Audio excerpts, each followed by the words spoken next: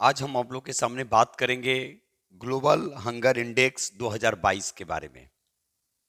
हम आपके सामने आशुतोष पाठक। शुरू करने से पहले एक बार जरूर बोलेंगे कि इसको एकदम आराम से आप लोग देखिएगा और ये काफी इंपॉर्टेंट टॉपिक है। और कुपोषण के शिकार केवल जो गरीबी रेखा से नीचे हैं वही नहीं होते हैं, अमीर भी होते हैं कुपोषण के शिकार। क्योंकि गरीबों को तो मिलता नहीं है सही से 2 वक्त की रोटी, लेकिन अमीरों को पता ही नहीं है कि हमें खाना क्या है। और जो आज गरीबी में जो जी रहे हैं उनके लिए अमीर ही जिम्मेवार हैं, चाहे आप मानिए या ना मानिए। लेकिन कुपोषण के जो शिकार होते हैं वो गरीब ही केवल नहीं होते हैं, अमीर भी होते हैं, क्योंकि उनको पता ही नहीं है क्या खाना है। उससे अच्छा तो वो जो गरीबी रेखा से जो नीचे हैं वही हैं। और अगर उनको बाहर निकालना है तो हम लोग को आगे आना होगा और अपने अगल बगल जो भी आसपास कम से कम एक लोग, एक ही परिवार को आगे हम लोग बढ़ाएंगे और उनके बाल बच्चे को जरूर पढ़ाएंगे, क्योंकि उनकी स्थिति जो है 5 साल 10 साल के बाद अच्छी हो जाए। तो शिक्षा जरूर उनको देंगे, शिक्षित जरूर करेंगे। तो चलिए ठीक है, हम लोग बात कर रहे हैं ग्लोबल हंगर इंडेक्स 2022। भारत का स्थान 121 देशों में 107वां।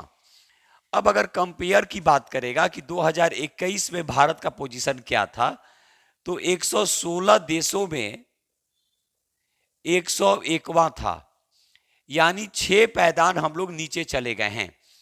ऐसा माना जा रहा है कि एशियाई देशों में, दक्षिण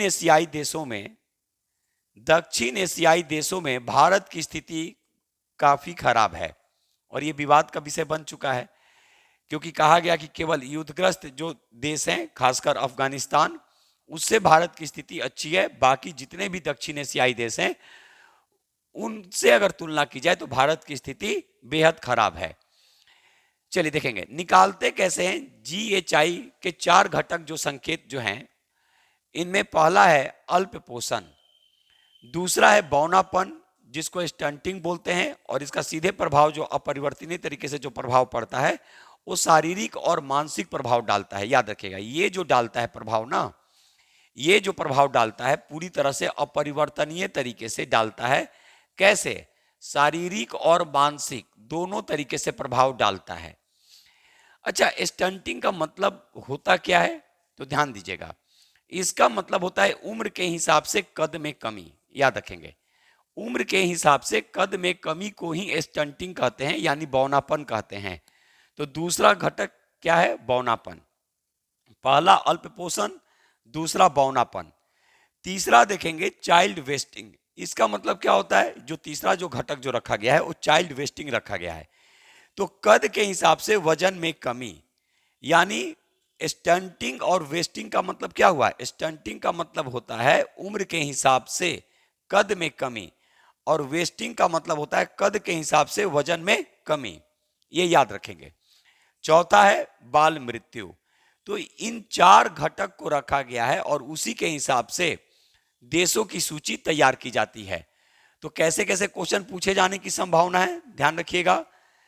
2021 की तुलना में भारत का जो स्थान है 2022 में ग्लोबल हंगर इंडेक्स में क्या है? तो 6 पैदान हम लोग नीचे चले गए हैं। 101 से बढ़कर क्या हो गया है? 107 हो गया है।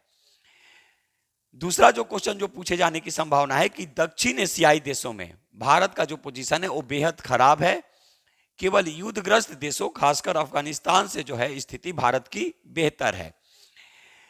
अब ये निकालने के लिए अगर देगा कि GHI को हम लोग कैसे निकालते हैं, तो इसके लिए 4 घटक हैं: अल्प पोषण, बौनापन यानी स्टंटिंग, चाइल्ड वेस्टिंग और बाल मृत्यु।